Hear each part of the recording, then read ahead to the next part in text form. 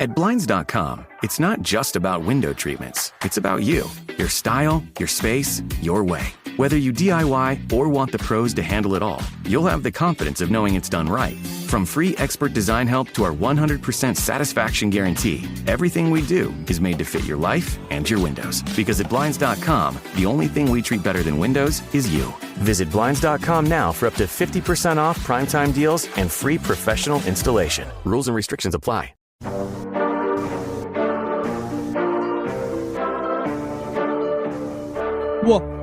Tis the season, it's time! Paraween! You've been waiting, we've been waiting, the world's been waiting, they just didn't know it. Paraween is here.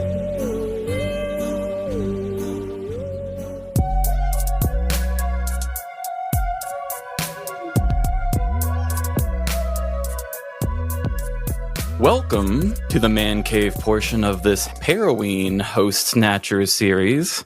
We're doing something a little different. This is Trevin, and today I am joined with a new friend, Jethro, from the show Box of Oddities. Hi, Trevin. Thanks for having me. Thanks for being here. This is going to be really fun and interesting. So this is Invasion of the Host-Snatchers. That's what they're calling it? Mm-hmm. It's like the Body Snatchers, where they've just mix and matched all of Paraween's networks, shows, and friends, I suppose, and mashing them up and giving us all kind of different themed episodes. It's going to be a lot of fun. I want to thank Amanda, too, for allowing me to occupy her chair. Also, she will be returned unharmed as long as you meet my requirements.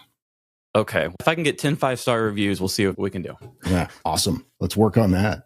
So you are with the show Box of Oddities. Tell us a little bit about what you guys do.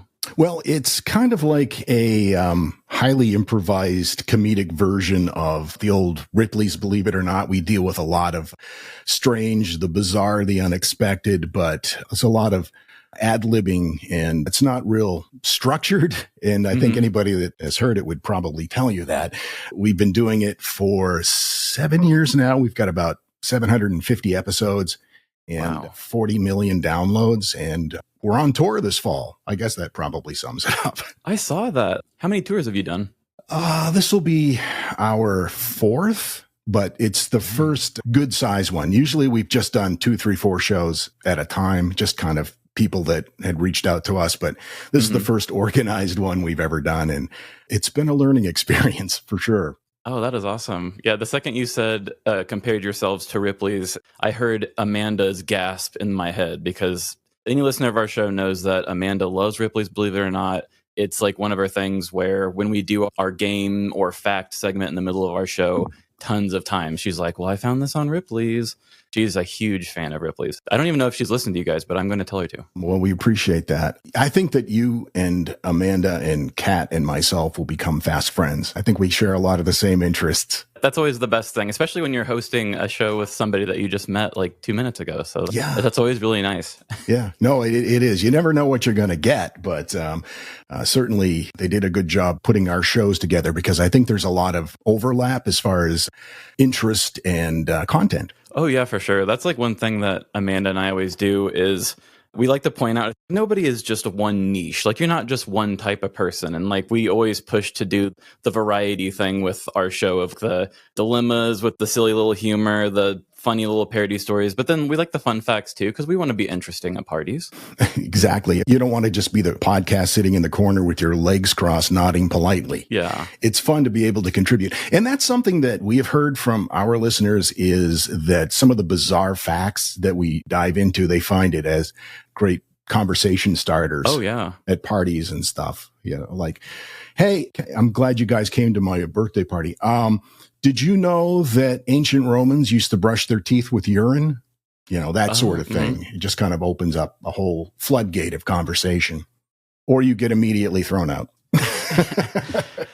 I was actually just listening to you this morning, and the one that I listened to was the woman who, she thought she had a tumor in her head. Yeah. She like insisted on getting looked at, and then they actually found like signs of one. Yeah. She started hearing voices in her head, and it said something like, don't be alarmed. We're here to help you. This was the quickest way that we could find to get in contact with you, but you need to go to the doctor because there's something wrong with your brain. So she goes to the doctor, and they're kind of like, you may be hearing voices, but, but she insisted on having the tests run. And they found a tumor and it was removed. And she had no signs of it leading up to that. So just one of those really bizarre, freaky kind of tales. I love that stuff. Yeah, after I heard that episode, I was just thinking, like, I know I'm going to talk with my wife, Emily, about this later tonight. I can already tell. One of my favorite episodes or topics was about Cheddar Man. Have you ever heard the story? Cheddar Man was, he was a Neanderthal. They discovered his remains in Cheddar, England, and they were able to sequence his DNA. What they decided to do once they were able to do that, and we're talking about remains that were 14,000 years old. Okay. So they decided to do a fun little project where they asked history students around the world to submit their DNA to see if there were any possible relatives, any genetically connected people to this 14,000 year old Neanderthal skeleton. And what they discovered was one person who happened to be the teacher of a history class was directly connected to him over 13 millennia. And he lived 9 miles from the cave where they found the Neanderthal remains. Oh, wow. Isn't that crazy? Yeah, that's bizarre, but interesting. It is. I guess his family didn't get out much.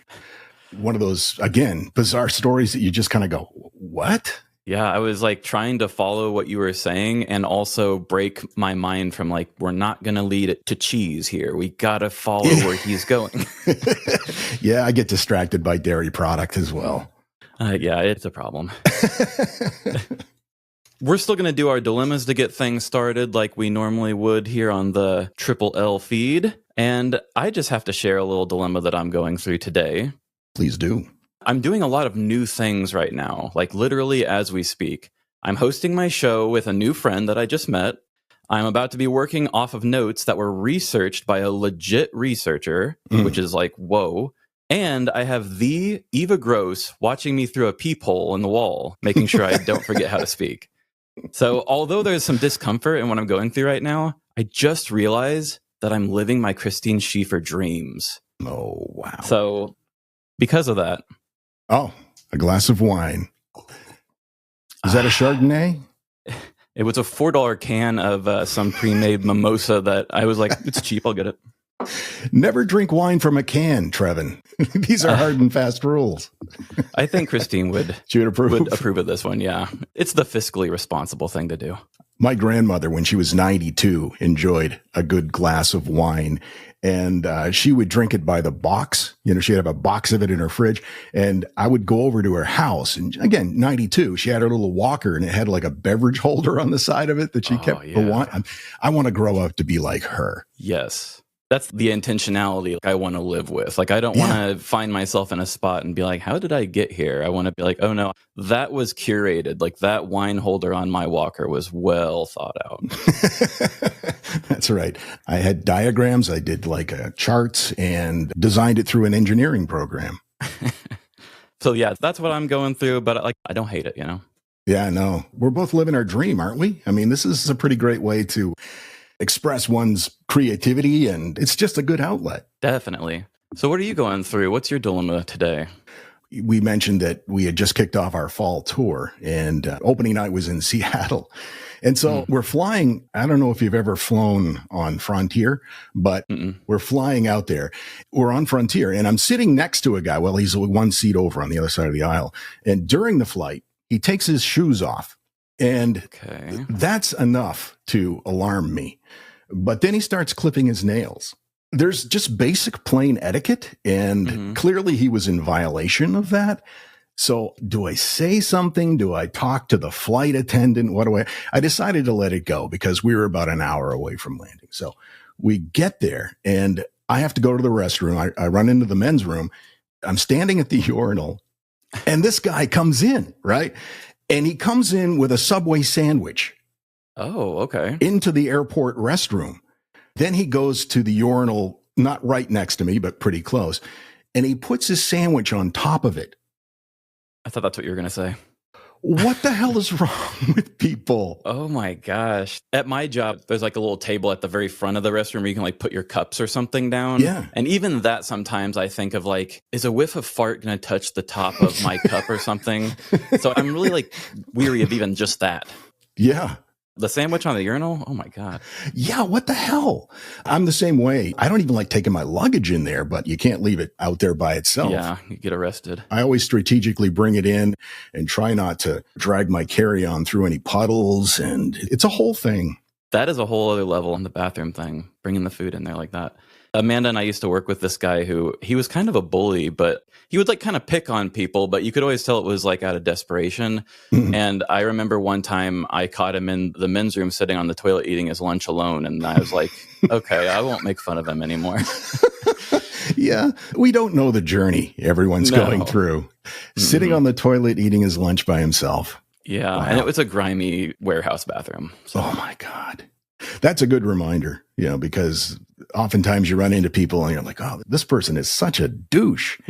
But then again, they're eating their lunch alone in the bathroom. So you just never know. Right, which if anybody knew, they would not gain any more friends. Wiser words have never been spoken. So let's get into this thing. We were tasked with giant yard skeleton crimes to kind of tie in with our petty crime thing. So what's your experience with skeletons? Have you ever dealt with one of these things? It's so funny when I saw the notes come up for this. I had just gotten back from Home Depot where they had one of those big, giant 12-foot skeletons there. And I was kind of thinking in my mind, maybe that would be cool to take on our live tour and use it as a prop or something like that. And then I thought, the whole TSA pre-check hassle, trying to explain why you're bringing body parts through. I don't want to go through that again. But then I saw that that's what this topic is about, the 12-foot lawn skeleton, as well as other bizarre Halloween decorations. I thought, this is so bizarre, so strange, so coincidental. I'm looking forward to it, and I had not heard this story. So I'm excited to explore it with you. Sweet. Yeah, I'm excited to get into it. There's actually a bunch of stories, and there's actually a lot of history into it. Yeah. I even threw in a couple extra facts that I found when I was going through the notes here. I was thinking, well, this is cool. And I asked myself a couple questions and thought, I'm going to throw a couple extra facts in here as well. Nice. To set the stage here, the 12-foot lawn skeletons that so many know and love today started as a dream. Lance Allen began his career at Home Depot as a power tool salesman. In 2018 is when he got promoted to the lead of the company's holiday merchandising team. Lance wanted to do something new, and so this all was his dream in 2018. Like, I guess I kind of forget that they haven't always been around. The skeletons? Yeah, I didn't realize it was a fairly recent technological advancement, but it seemed to come out of nowhere, didn't it? And all of a sudden, everybody wanted one and everybody had one or was at least trying to get one. Yeah, they were so viral, which it will explain here one reason why it went really big. Before we go into that, though, why don't we take a little bit of a rewind back in time?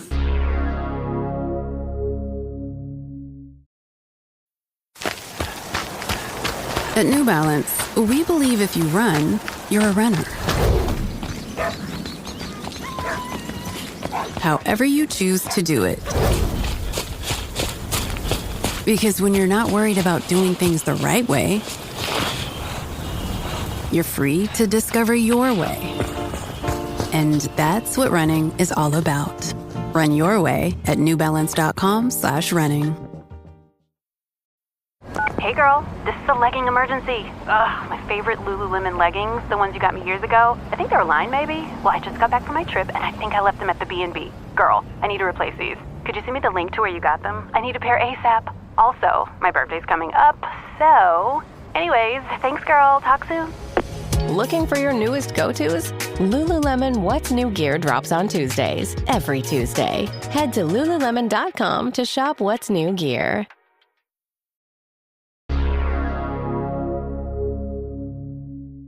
There's a show that I listen to sometimes. It's called And That's Why We Drink. I don't know if you're familiar with it. I've heard of them, yeah. Then their episode 301 for their 2022 Halloween episode, they had actually covered a bunch of Halloween traditions and stuff. Yeah, I remember that. Yeah, some of my notes are actually going to come from that here, but it's just a small little piece, so I'm not ripping them off too much. Okay. Im covered Halloween traditions and their origins, and we learned that the timeless jack-o'-lantern comes from the same place as Halloween. It comes from Ireland. Halloween in Ireland, it was once custom to make lanterns out of turnips. Have you seen pictures of those things? I have. It's funny you mentioned that. I just came across some information on that, how they did use turnips instead of pumpkins. And I can see why. Turnips horrify me. Oh. I don't know about you, but it's one of the more terrifying of the root vegetables. Yeah, make a Halloween mask that just looks like a turnip head jack-o'-lantern, and that would haunt my dreams. Like, why is this not a thing? I want one of these. Exactly. Or at least I want to know what to avoid. People carved scary faces into the humble root vegetable and lit them up with candles to scare away wandering, mischievous spirits. The Irish immigrants brought the tradition to the U.S., where people ultimately decided that America's native pumpkin was a better choice. By the 1880s, jack-o'-lanterns were established Halloween icons. At the turn of the century, decorating for Halloween grew in popularity, and the spooky shades of orange and black reflected green in the eyes of American capitalism. Wow. Wow, that's some writing. Thank you. Businesses brainstormed different creative ways to profit off the holiday. One such business was Denison Manufacturing Company, which made paper products. And fun fact about Denison Manufacturing Company, they created the first commercially sold Christmas gift tags in 1901, which kickstarted the whole gift wrapping industry. Huh. So these people have some history to them. Wow. In the early 1900s, Denison began releasing a yearly catalog, Denison's Bogey Book, which was full of DIY Halloween decorations for readers to create from simple materials like cardboard and crepe paper. I'm not sure what the word boogie is. Like, it's spelled B-O-G-I-E. Boogie. Bogey? Yeah, I don't know. I think boogeyman, but I'm not sure. That's two O's. Yeah, that's what I would be thinking. I looked up the word bogey on Google, and it said an undercarriage with 4 or 6 wheels pivot beneath the end of a railroad car. That's not helpful. And so then I started looking up, like, do they sell catalog books on the end of railroad cars? And that was a dumb question.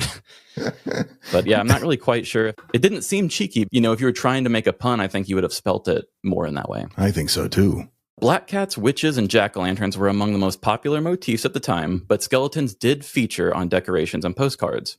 People have been fascinated by living skeletons for a very long time. Living meaning skeletons as creatures which exist on their own outside of the body. In the late medieval period, dance macabre, the dance of death, arose as an artistic genre. Its purpose was to represent death in an inevitable force which comes for all, regardless of age and class. The great equalizer. The dance macabre pieces depicted dancers and musicians leading humans to their graves. The humans were depicted as young and old, royal and common, all equal in death. The figures leading the dance were often merry skeletons, which I'm sure you probably have touched on different macabre type things on your show, probably almost every single episode, huh? Pretty much, yeah. I have a fascination with different cultural beliefs surrounding funeral practices and beliefs and things like that. So we touch on this sort of thing fairly regularly.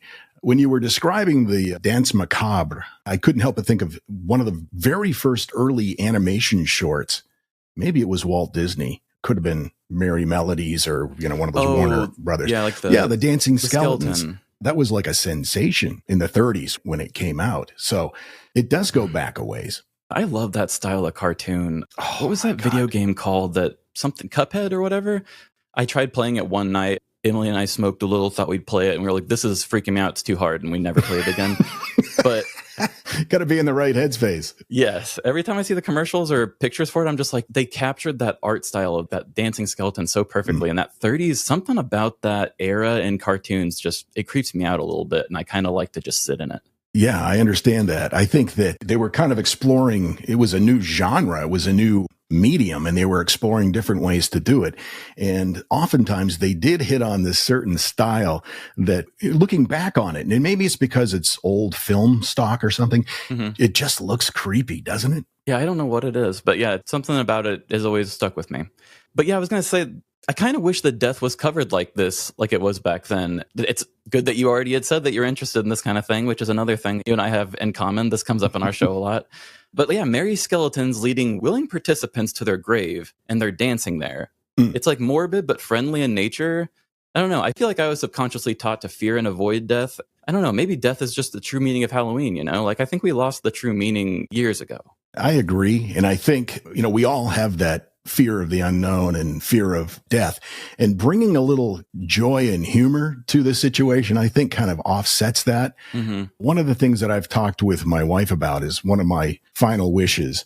I have a couple of them, actually. At my funeral, I want them to strategically place a cannon with the trajectory already figured out and then fire my body into the open grave. Oh, That would be fun.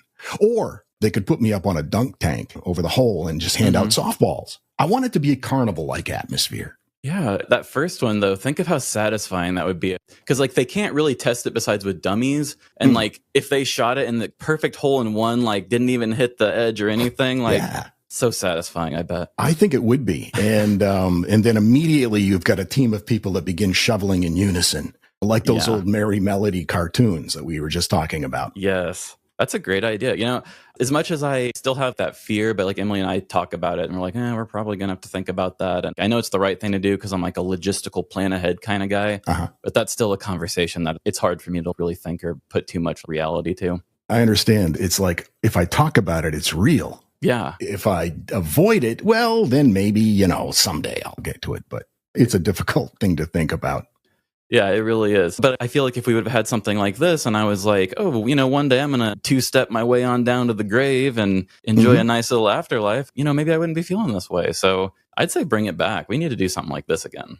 Have you heard about the people who are doing staged funerals where one guy was a Harley rider? He was a big motorcycle the standing funerals. Yeah. Yes. They pretty much taxidermied him, put him on the back of his Harley and put that on a trailer and took it out to the cemetery for his last ride.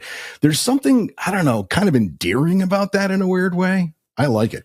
I think it's I've thought about bringing this up on my show too. It's actually on my list, but I've had a lot of different thoughts about that too. Like, it really creeps me out. And because of my like morbid weirdness about things, I definitely feel drawn to it, but I could totally see it's so niche for certain people that it would probably alienate a good chunk of people who wanted to pay their respects. Yeah, I can see that happening.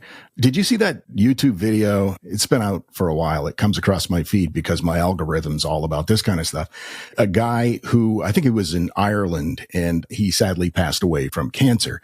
But as they're standing at the gravesite, he had put a recorder inside the coffin and you can hear the sound of him banging on the wood. Hey, let me out. Yes. Let me out.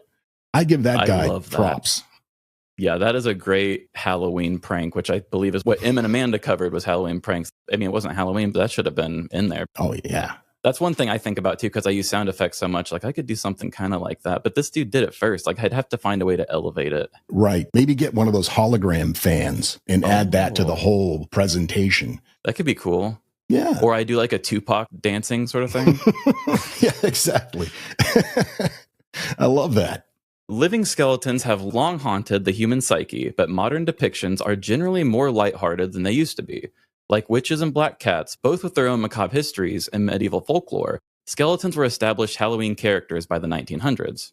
I didn't really realize that until reading those things. I guess I just thought it would have been earlier too. I think of the movie, the third Evil Dead movie, when he goes back in time and there's like the skeletons with the swords and stuff. I just think... Oh, Army of the Dead, yeah. Army of the Dead, yeah. A fine Bruce Campbell vehicle. I don't know, for some reason I just always picture that walking skeletons was a thing even back in those times because of that. Yeah, I didn't realize it was so recent either. Halloween in the U.S. took a brief intermission during World War II, which was another thing I learned, when many of the materials used for tricks and treats were being rationed. Celebrations were strictly organized than prior years in many cities and outright canceled in others. Many cities adopted zero-tolerance policy for Halloween mischief during World War II. While candy was scarce, people still carved pumpkins and wore costumes, with themes sometimes including war-related figures, and organizations like the Red Cross and the USO hosted events to boost morale for both soldiers and the home front.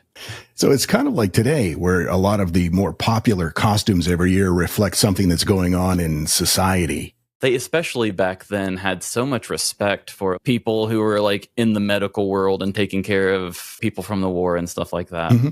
Yeah, bring that respect back too. Yeah. Where'd that go? Yeah. So it did come back, and when it came back, it exploded just because they felt like they couldn't get it out. And then once it was finally like, we've got our trick-or-treat stuff back again, let's go crazy with it. Isn't that when things became like the pranks and the vandalism started to escalate and it kind of went over the top? Was all this pent-up World War II, no Halloween energy? Yeah, I believe that was a big part of it. And that's kind of where trick-or-treating came from. Because trick-or-treating grew in popularity as sort of a way to barter with the children. They were like, hey, children and teens, if you stay out of trouble and attend these city-sanctioned events, we'll give you some free candy. Here's a Clark bar. Enjoy. Yeah, that's somehow more fun than petty vandalism. They didn't calculate that one properly, did they? No. What's more fun than petty vandalism? Right. Like I can go get a Clark bar. I can steal a Clark bar. It's exactly right. You've accomplished everything in one act. It's just efficient. And I'm all about that. I can tell.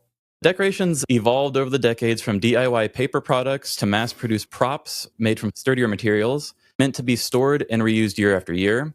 Animatronics eventually entered the scene, and decorations became more technical than ever. Halloween has become a multi-billion-dollar industry, and Halloween businesses like Spirit Halloween continually compete to produce the latest and greatest seasonal props. Now, going back to the violence and the vandalism that it escalated to, we've all heard of the Devil's Night fires in Detroit, which I guess peaked in the 70s or 80s. So I did a little research as well to see if there were more examples of that. Have you ever heard of the notorious 1910 Halloween riot in Hartford, Connecticut? I've definitely heard it being talked about and probably like a Instagram photo about it, but I don't know anything about it. I guess it just went crazy. Teenagers and young adults, they took to the streets. They destroyed property. They clashed with law enforcement. And one of the big things that they were doing, this was one of their fun, quote, pranks, was roll barrels out into oncoming traffic. Whoa. Yeah, that's a tough joke to get. Yeah, I don't think that's funny. No, don't bring that back. We don't need that. No. I'm all for the zero tolerance on the traffic barrel rolling event. Yes. I wanted to give a shout out to, there's a comedian and musician that I like named Nick Lutzko. I don't know if you're familiar with him. He does a lot of political satire stuff, but he writes theme songs for companies that don't ask for them. And during quarantine, he did an album called Songs on My Computer, and he did 2 different themes for Spirit Halloween. So every time Halloween comes around, I'm always just thinking, this is the theme to Spirit Halloween. I got to check that out. That sounds hilarious. I don't know how popular it is, but it really should be the theme for Spirit Halloween, at least one of them, because he has a reprise too. Oh, wow. That's some creativity there. I love that. Yes, probably why I like it so much. So that brings us to Lance, our Home Depot guy we were just talking about earlier. In 2018, Lance Allen led his team on a Halloween decor expedition to see what works, what doesn't, and what Halloween stores were missing. I'm picturing him walking in waist-deep water in a jungle expedition. It's like, what can we find for Halloween unknown. Here? Yeah. But really, they went to haunted houses, holiday trade shows, and Halloween events at amusement parks. Lance noticed that more than one spot they visited used supersized skeletons as set pieces. The skeletons were impressive, but they came at a size and price point that were inaccessible to the average Halloween enthusiast. So Lance and his team decided to create a giant skeleton that people could take home. In an interview with Bloomberg Business, Lance said, quote, originally, we're talking 10 feet. Then it's like, you know what? 10 feet is just not high enough. The team decided the skeleton should be big enough to stand over a standard basketball hoop, which is 10 feet tall. Thus, the 12-foot skeleton was born, and they named it Skelly. Skelly. Yeah, that's a nice name. I had heard somebody else name theirs Skelly, and I thought that was just a cute thing that they chose to do, but I guess that's actually the product nickname. He rolled this out in the summer of 2020. This is like during the pandemic, right? Exactly. That's why I was going to say, I think that's one reason that helped it blow up so much is because we were all stuck watching TikToks and on Instagram, and when something goes viral, it's like, well, I got to have that big-ass skeleton. Yeah, it gives you some hope for future joy. Yeah. Skelly was first available for purchase in the summer of 2020, while many people were still living in lockdown. For months, communities around the world had come up with creative ways to stay connected. In a grim year of sickness, death, and layoffs, Home Depot dared to ask, what about a 12-foot skeleton in your front yard? Skelly was a runaway success. People dressed up their Skellies in giant custom clothes. They put Skellies in creative poses. Photos and videos of giant skeleton antics garnered hundreds of millions of likes online. On one TikTok, which featured Skelly, someone commented, quote, this pandemic has taken way too much. It will not take spooky season from us. Ironically, the symbol of death's inevitability during medieval plagues had returned for this new plague as a symbol of whimsical resilience. I love that. And it's interesting to me that people rallied around this during the pandemic and it created a craze. I was looking, I guess the price is like normally $2.99, but when people want stuff and it becomes viral, of course, the prices go through the roof. And they were selling for as much as $1,500 at one point. I should have looked up what the amount was that they manufactured per year, because it seems like it sells out all the time. And I'm like, are people buying a ton of these, or is it just like a short run thing? I should have looked that up. Maybe it's a combination of both. I think that from what I saw, a lot of people were buying more than one with the idea of keeping one and then reselling another online at a drastically increased price. But I don't know, maybe it was kind of a limited run thing as well. I mean, that'll do it too when it's limited run and hard to get. We just covered a thing in Japan recently. I don't know if you heard about, there was Pokemon cards that were only released in Happy Meals. So then people were buying all the Happy Meals and then just throwing them on the ground and then going and reselling the cards. I hadn't heard that. They stopped it within 24 hours because Japan was like, our city streets look like shit right now, all because of these cards. So they had to stop McDonald's from doing that sale because all the scalpers were just abandoning food for cards. That is insane. Yeah. In 2022, Milwaukee store owner Adam Polsinski posted on Facebook that his liquidation business had one Skelly in stock. His inbox turned into a bidding war overnight, filled with messages from customers offering more than the posted price. He said in an interview, quote, I'm like, what the hell's going on? Am I missing something? In 2023, Adam made sure to stock more Skellys, and that season his store sold about 8 every week. But unfortunately, all was not joy and whimsy in the Skelly market. The unmeetable demand for giant skeletons created an unexpected consequence, which is what we'll be talking about today, mainly giant skeleton crime. Skeleton theft. Tall Oaks is an award-winning assisted living community serving seniors for over 35 years in the heart of Reston. Our residents, like Paul, love the active lifestyle. Sitting around out front, talking with people, doing the things that I would do if I were alone. It's sort of a fulfillment of my life. Come experience Tall Oaks for yourself. Visit talloaksal.com or call 703-834-9800 to schedule a personal tour. Routine, adjective. Used to describe an individual whose spirit is unyielding, unconstrained, one who navigates life on their own terms, effortlessly. They do not always show up on time, but when they arrive, you notice an individual confident in their contradictions. They know the rules, but behave as if they do not exist. Routine, the new fragrance by Miu Miu, defined by you. This episode is brought to you by Netflix. Everyone is telling her she dreamt it, but in The Woman in Cabin 10, Lo Blacklock is determined to uncover the truth. In the gripping new thriller coming to Netflix October 10th, Keira Knightley plays a journalist aboard a luxury yacht who witnesses a crime she can't unsee. Adapted from Ruth Ware's best-selling novel, directed by Simon Stone. Watch The Woman in Cabin 10, only on Netflix on October 10th.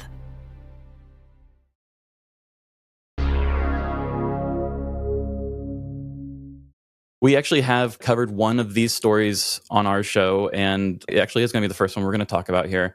On episode 131 of our show, one of our Halloween specials from 23, the episode's called Decor of the Dead. I love that. The second story was Amanda's coverage of this. When we're done talking about this, I'll put the clip in. I didn't have the time to cut it for us both to listen to, but I'll put a little clip in for the final product here. In 2022, New Jersey resident Shannon McKibben woke up to the sound of cinder blocks crashing down in her yard. They were used to support her giant skeleton, which was much loved by Shannon's neighbors. At midnight, the Skellynappers tied the enormous prop to their car, and then they drove away, ripping it from its supports. They dragged Skelly through lawns and down the street, damaging a neighbor's car and destroying lawn furniture in their wake. The incident was caught on camera, and the community quickly helped identify the culprit because, the community really was into this thing. I do remember that being a thing. Did they rally around Skelly? It was almost like a mascot for the town. Okay. They figured out who it was. They got him apprehended. The police went to go ask him, and they found chunks of pieces of skeleton in the trunk. No. Tale as old as time. Chunks in the trunk? That's never good. Yeah, you look like you got chunks in the trunk. Sounds like a euphemism, doesn't it? Yeah. If you know what I mean. Mm-hmm. The police made an arrest, and the suspect was charged with 2 counts of criminal mischief and 1 count of theft, but the age and name wasn't made public, which I thought was kind of odd. I would think they would give it, or at least they would say it was like a minor. Yeah, right. Part of me's thinking that this was a priest and they just didn't want to say. Yeah, a member of the cloth is responsible for exorcising this neighborhood demon with a pickup truck and cinder blocks. We don't want to show that he's doing crime, so we'll just say that we don't have the information. At least that's my conspiracy theory. I love it. It was such a hit with the neighborhood, though, that the people encouraged the McKibbins to keep it up past Halloween, and then it just became a year-round thing. Shan told reporters that she didn't care about financial compensation for the broken skeleton, and she was just mainly mad about the way they did it, driving through the streets, and anybody could have gotten hit by her skellies swinging behind the car. Right, that's just bad form.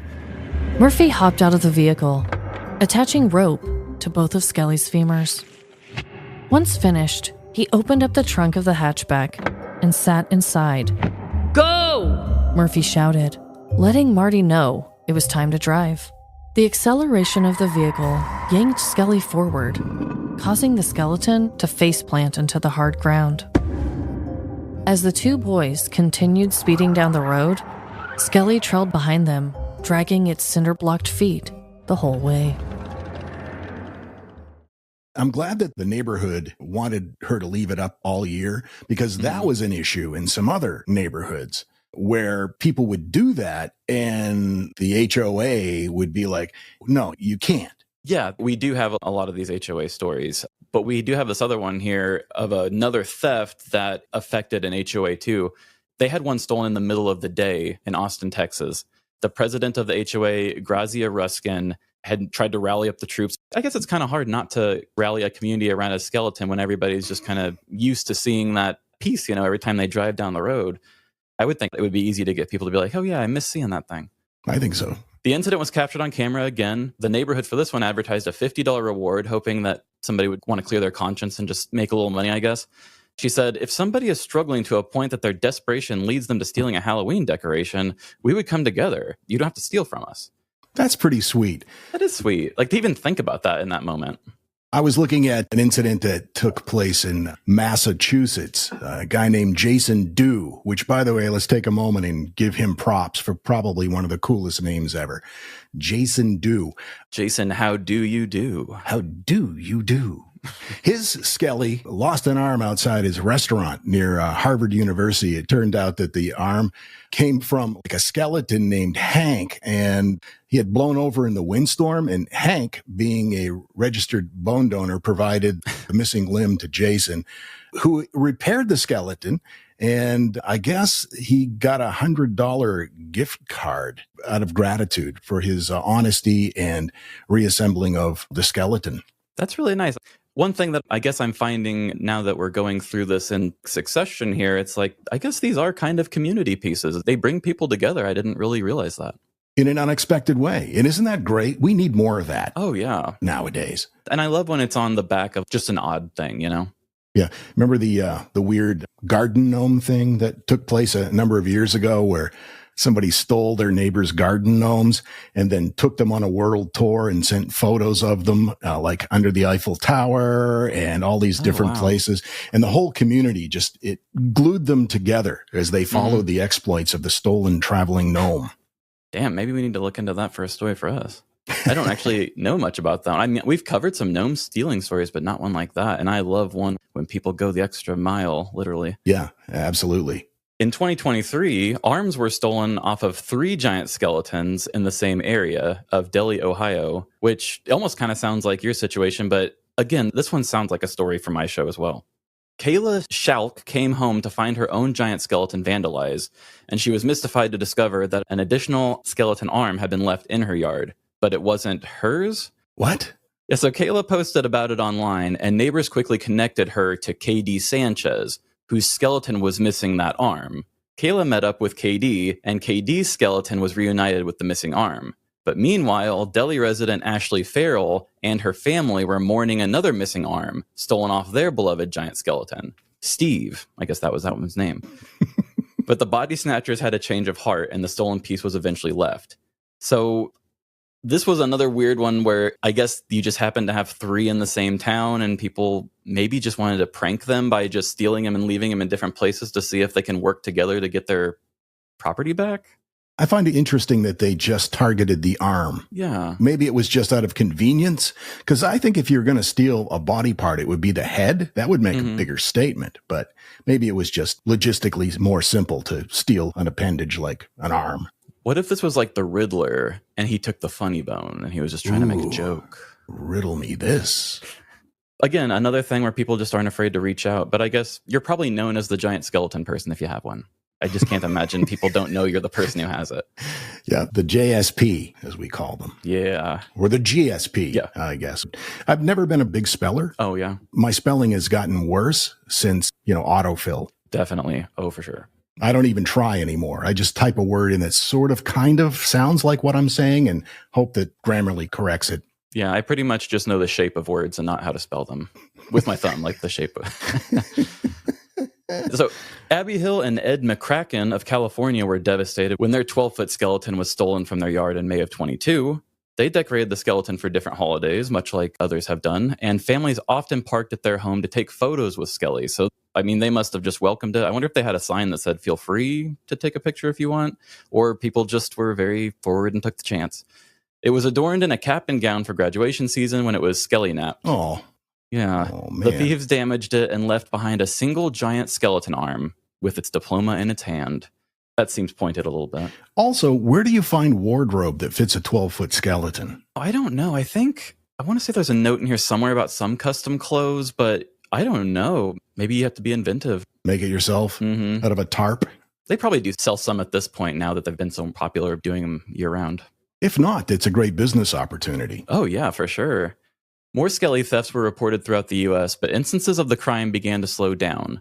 The giant skeleton market is more saturated these days. Home Depot began limiting sales to 1 skeleton per person to discourage the reselling, and the resale market tanked, and other brands released their own giant skeletons. I love it. The giant skeleton resale market has peaked. However, the market for giant novelty skeletons is somewhat limited, beginning to crash, from what I understand. Yeah, it's so odd how we do that to ourselves. It's true.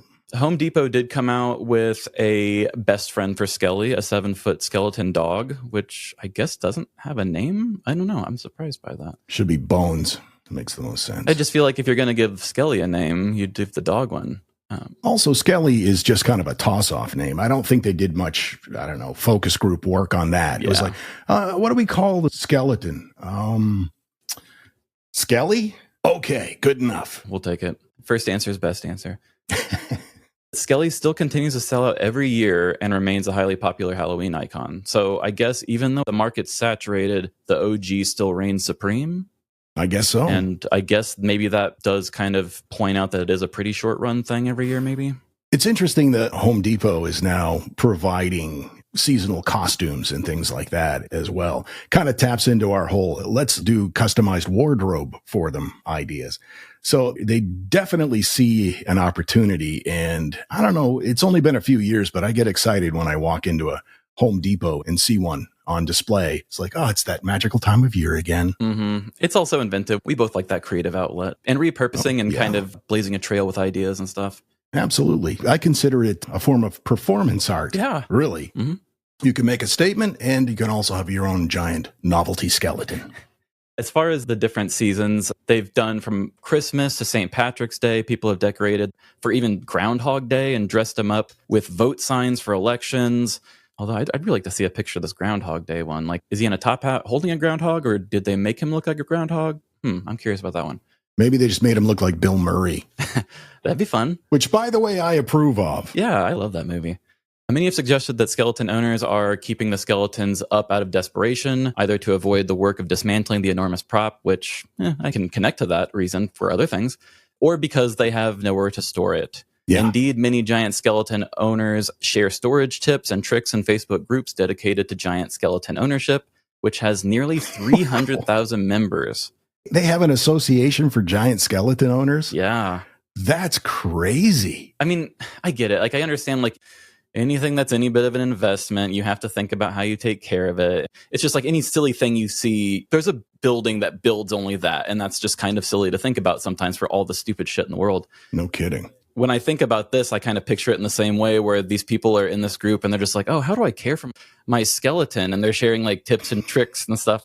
And now I just feel like somebody's going to be like, oh no, adopt, don't shop. Like, don't go to Home Depot. Just people have other skeletons that are just sitting in their sheds not getting use. Pretty soon somebody's going to organize SkelCon, where all the skeleton owners can go to this convention and share tips and ideas. Oh, and they have like a car show sort of like thing where they all line up their best ones. Oh my God. Yeah. And yet it would be like the car show people that have like the really expensive trailer just to go move their fancy car around, and they only use it like twice a year, but it was super expensive. Mm-hmm. Oh. Yeah, they have the same thing, like a skeleton trailer. Yeah. I could see some people doing that for sure. Oh, absolutely. There's a real loyal following there, it seems. 300,000 people. My God. And I guess it's kind of like people wanting to show off their yards and stuff. People, they love that outward, frontward appearance type thing. So sure. And they want to compete with who thinks they look better to other people too. So I could see that. Yeah, I want to win is our approach to that sort of thing. Mm-hmm. We just moved into a new apartment, and one of the first things that my wife asked the leasing agent was, do they have a Halloween decorating contest for the doors and patios? Because I'm ready for this. And she does. She goes all out. She's quite creative. Oh, I love that. I could see my wife getting there one day. Yeah. She went to school for art, and she's always very aesthetically minded with everything. I'm always big on things that are functional, and she's just like, it's functional, but it's ugly and I hate it. So our kitchen was like a tan color, and she painted it. It's like a pinkish tan color, but she said the pink tint like really makes the difference, which I'm not poo-pooing it. I'm just saying it's one thing that I don't connect with as much too. Sounds like a good partnership though. Yeah. I mean, I used to fight it. I fought it when I was younger. And now that we've been together longer, I'm just like, oh, that's great. Because you know what? Most of the stuff that I put together doesn't look that good because I'm not intentional in that specific area. No, I understand. It's the same with my wife. She designed the t-shirts for our merch for this live tour. And I looked at it and I kind of went, I don't know. I'm not sure. But if you really think that this is going to work, then we'll go ahead and we'll order some. And they came back and they looked great. Oh. Seeing it on the shirt, it made all the difference in the world. So I've learned to trust her opinion on these sorts of things. Definitely. Yeah. The older she gets, the more she embraces her love for decorating things. And she just made a frog pond because she likes frogs, and she had to paint it. And she feeds the squirrels. Oh, she got him a little squirrel house, but instead she painted it and painted the nut house on it. And everything just has to have a nice little fun look and an outlet for creativity in a different way than I do. I love that. Kat, my wife and podcast partner, she's very similar. She's an animal lover, and she's always looking for ways to make animals' lives better. And that kind of tracks what you're saying about your wife. I can see Kat doing that. Kat grew up in a household. Her mother was a wildlife rescue person. So there was always like animals in the house. She said that they were so prevalent that she felt like she kind of took a back seat to the animals. Her mother one time told her that she couldn't go into the bathroom because there were ducks in the tub. So she had to go pee in the yard. Whoa. Yeah, we're still unpacking that. Yeah, I bet. It's like, what am I, an animal? And it's like, no, you're not. No, you're not as good. Yeah, exactly. Frankly, there are ducks in the tub. What more do you want? That also sounds kind of like a euphemism. It does. Sorry, we can't meet up tonight. Got ducks in the tub. You know what I mean? You know what I mean? Oh, that's fun. They said Christmas tree bags are a popular solution for keeping them in, which I guess that would have to be dismantled each time. I guess that's what they said. That's why they judged the people who didn't take them down. Public remains divided on year-round skeletons. Lance and his team are thrilled. You said yourself they're selling them. They also sell LED eyes, and they even have Valentine's Day heart LED eyes for around Valentine's Day. Wow, so you can pimp your skeleton. Yeah, accessorize.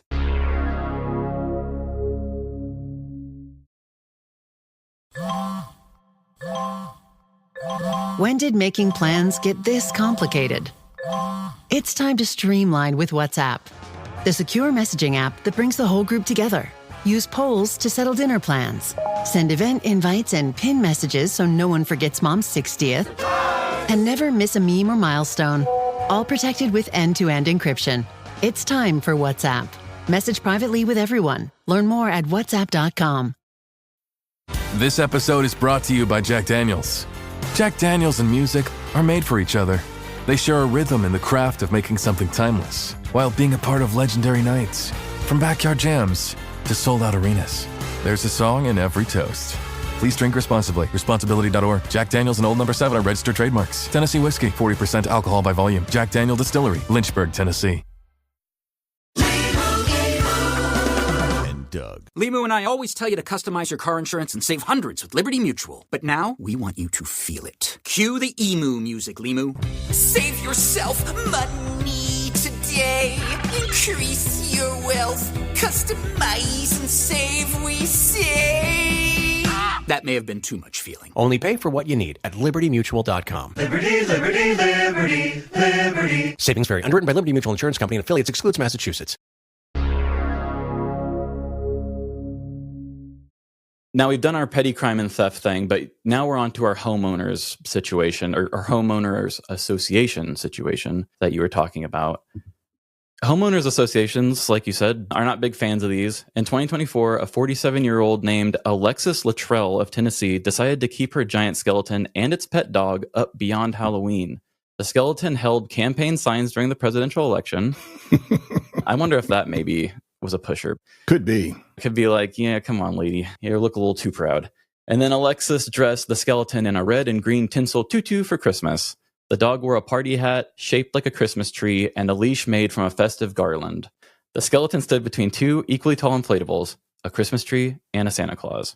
That sounds great to me. Yeah, I'm on board with that. And we do have the pictures of that. That's creative, and you definitely went way out there. Like the lights and everything for the leash, that's awesome. Yeah, I can do without the political signs, well, yeah. But I'm all aboard the tutu thing, for sure. But yeah, the political thing we could do without. Alexis had big plans for her skeletons, including a Love is Love theme for Valentine's Day and special outfits for Easter and Pride Month. The Germantown HOA was not impressed. In December, a compliance officer sent Alexis a warning, citing a city ordinance which requires residents to take down themed decor within 30 days of the holiday. Alexis wasn't alone. Her Germantown residents received warnings for their other festive skeletons. But unlike the rest, Alexis refused to dismantle the display. She argued that no one could decide what officially qualifies as appropriate holiday decorations. I was going to make that point. Well, you put a Santa hat on it and it's a holiday decoration. You take the Santa hat off, it's just a giant lawn ornament. Right. The arguments in this is, yeah. It's a gray area. And it really is just going to come down to whatever one person feels. And it's all kind of just one opinion. It's just whoever's opinion you want to be the decider, I guess. I guess. When Alexis didn't comply, she received an official citation and a court date. Alexis would have to appear at an initial hearing before a city prosecutor and a judge who would decide the penalties Alexis would face if she lost the case. A Germantown official said Alexis could avoid appearing in court if she took down the skeletons, but she would still be responsible for paying the court fees related to the case. The case against Alexis went public, and she received local support from other Germantown residents, as well as national attention from fellow skeleton enthusiasts. There's that army we were talking about. Several lawyers contacted Alexis to represent her against the city of Germantown. Alexis prepared to go to court, but Germantown ultimately decided to drop the charges in early 2025. Good on them. Many people congratulated her on her victory, but not everyone was so supportive. A local radio station announced the outcome in a Facebook post, which read, Luttrell has a constitutional right to be a lousy neighbor and a jerk to the neighborhood. She is also afforded a constitutional right to have bad taste and decor and horrible curb appeal. Wow. That's harsh, radio guy. Yeah, come on, radio guy.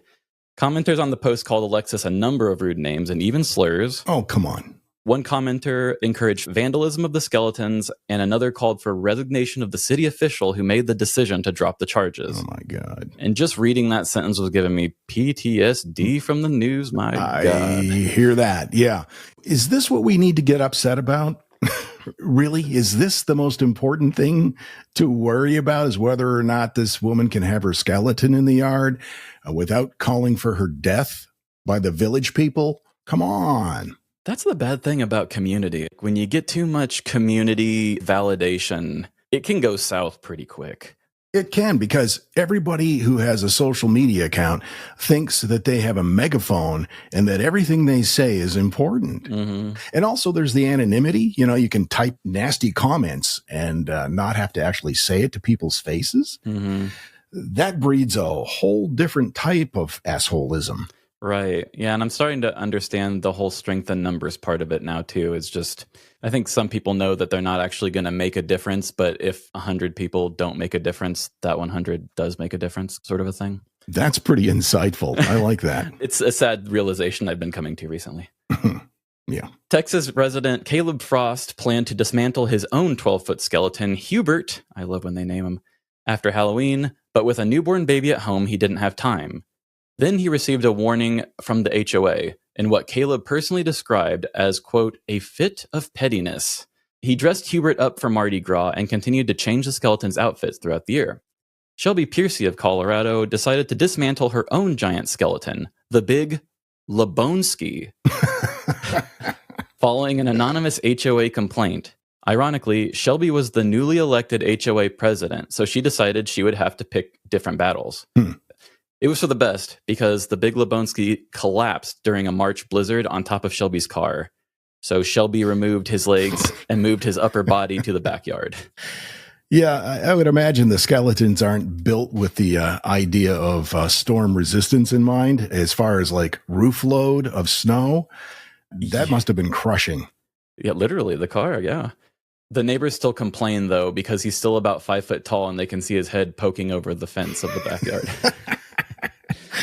Like the shooter on the grassy knoll. I think I kind of like that more than having it in your front yard, just having this creepy thing creeping over your back fence. I love that. In St. Paul, Minnesota, one skeleton owner received a threatening letter. The anonymous sender told Ariana that if she didn't take down her pair of giant skeletons, the skeletons would disappear. Ariana typically leaves the skeletons up through March, decorating them for St. Patrick's Day, then dismantles them until Halloween. No one had ever complained about the display, and she was shocked by the letter. Wow. Fox 9 Minneapolis St. Paul reported the situation, which locals dubbed Skellygate. The case garnered major local attention, and residents throughout St. Paul put up their own skeleton displays in solidarity. Again, community building. In solidarity, Skellygate started as an anonymous threat, but it ended up bringing the community together. The St. Paul Skelly supporters used the publicity to raise over $2,000 for a local food bank. We can wring something positive out of even the most negative situation if we all work together. That's a good example. Yeah, we need to quit like hating on labels of things, you know, like this is the real community builder. People are using love to make hate, and people over here are using skeletons to find community. Like, why can't we do this kind of thing? Like, what's going on? Hear, hear. In 2025, giant skeleton owners and fans continue to find support among each other when the rest of the world just doesn't understand them. In the Giant Skeleton Ownership Facebook group, people proudly post HOA complaints and anonymous letters demanding that they dismantle their skeletons. Some skeleton owners refer to these letters as fan mail.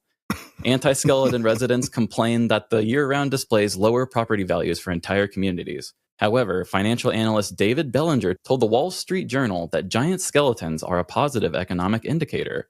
He said it's a good sign when the average homeowner has hundreds of dollars to spend on a giant yard skeleton. Yeah, that's true. Let's see if we see many of those this year. Following rumors that the original Skelly would be discontinued in 2023 and 2024, Home Depot has just released it for a 5th year. So they still haven't stopped yet. Other brands continue to produce giant skeletons and other enormous Halloween lawn props, but nobody has more controversies than Skelly. It's a symbol, really. It's a symbol that even in the strangest, most chaotic times, people can find a way to laugh and to, as you said, create a community, and to also drag skeletons through the neighborhood streets. Yeah, isn't that just the way? Like, the community can come together about something, but it takes one jackass to tie their car to it and pull it across the town. Yeah. And it's like that one person can make a louder and bigger impact than everybody just because, I mean, it takes that to happen for everybody to come together, unfortunately. It's like a catalyst. Yeah. Yeah. No, you're right. Sadly, that's what it's come to in many cases. Somebody has to be a big jerk to get everybody else motivated to say, no, big jerk. No. If somebody would have just stepped up and been like, hey, all of these people, it's okay that you have that skeleton. I stand behind you. That person would have been like, shoot. Yeah. I guess I'm the asshole, huh? Yeah, I guess so. Which they end up being the asshole anyway when they steal it and find chunks in their trunk. Chunks in their trunk. Well, this was a lot of fun. I mean, I learned a lot of things, and Amanda and I are always thinking of like what we're going to do for a Halloween special. And there are some times when I'm looking at Halloween crimes and I have to dig really deep. I'd never found any of those, and the bone mix-ups and stuff would have been fun to focus on, like the community aspect of it, and like sharing bones part would be kind of fun to do. So maybe I'll write that one day. Yeah, I think that's a great topic idea. And that's the kind of information that you get when you can utilize a bigger podcast's research department. Yes. Thanks, and that's why we drink. Yeah, thanks for your resources. And Eva? Yeah. Thanks for all that you guys can do. Thanks for having us do this. Yeah, for sure. We're on my feed, so I don't really need to say anything else about my show. But Jethro, if you want to give another like plug or say a little bit more, remind people where you're from. TheBoxofOddities.com. All of our stuff is there, and you can find us on all major podcast platforms and even the most minor podcast platforms, wherever fine podcasts are available. Because yours is one of the finest. Well, I don't know about that. That's a matter of opinion, Trevin, but we have fun. I mean, you have a great voice for radio. I'm not surprised to have heard that you did work in radio. So yeah, it's at least fine audio quality. And you got the soundproof wall behind you, so you got me beat there. I just got this little thing on my door here. It's really not a soundproof wall. It's a piece of cardboard with some panels stuck on it, and I just positioned it to make it look like it's soundproof. It's really just a bunch of garbage I piled together, and we just moved into this apartment, so I haven't really had an opportunity to unpack everything. Oh, so I get that. It is what it is, Mm-hmm. I have a closet door behind me, and my studio desk is here, and it's like an actual recording studio desk. Nice. With a pull-out like music keyboard in it and stuff. So I can't really move it. So I have this closet door behind me, although I really position my bar cart way out of the way. But I've been trying to find ways to bling it up, but it's like it still has to be an accessible door. Yeah. It's tough. It's a delicate dance, isn't it? It really is. Well, thanks for having me. It's been so much fun, and I appreciate the opportunity to not only do the show with you, but to get to know you. And I'm sure that we'll be working together much more in the future, hopefully. Yes, I have a feeling we will be, and it's been great talking with you, and what a fun way to get to meet and get to know somebody by recording. I'm sure a lot of people would really disagree with saying that. I guess if you know that you both are talkers, it's easier to go in with that understanding and be able to break the ice with an episode. Especially when we share so many interests in common. So that makes a big difference, and it's been a real treat to get to know you. Oh yeah, it's been great getting to know you, and also just knowing your love for creativity. I always love a creative person, so you came at me with the right first subject. Oh, good. That's wonderful to hear. Well, thanks again to And That's Why We Drink, the whole ParaPods Network, Eva, Christine M., everybody. Thanks for having us do this, and everybody have a very happy Halloween and do some spooky shit, y'all. Yeah, and don't steal giant skeletons. That's just bad form. Respect skeletons and adopt, don't shop. I actually reached out to the comedian I mentioned earlier, and he said I could end the episode with his song. Play it, Nick. This is the theme for Spirit Halloween. Grandma wet and can't stop screaming. Here's the thing about Spirit Halloween. They got skeletons. I had a dream about Spirit Halloween. They called me up and said they need a new theme song. $1,000 for 100 retweets. I said okay, they said sweet, so this is the theme for Spirit Halloween. They got ghouls and new locations on every single street, saving the global economy. In my dream about Spirit Halloween, I had to specify the terms of my payment. Was it $1,000 for each 100 retweets? She said yep. I said sweet, my Venmo is at Nicholas Dash, let's go -1. Before she hung up, she said she was a skeleton. Official theme for Spirit Halloween, guaranteed to give you a thrill. Hail to the Queen, this is Spirit Halloween, haunting the buildings of every business Jeff Bezos killed. Jeff Bezos murdered Barnes and Noble. Jeff Bezos murdered Sears. Jeff Bezos murdered Toys R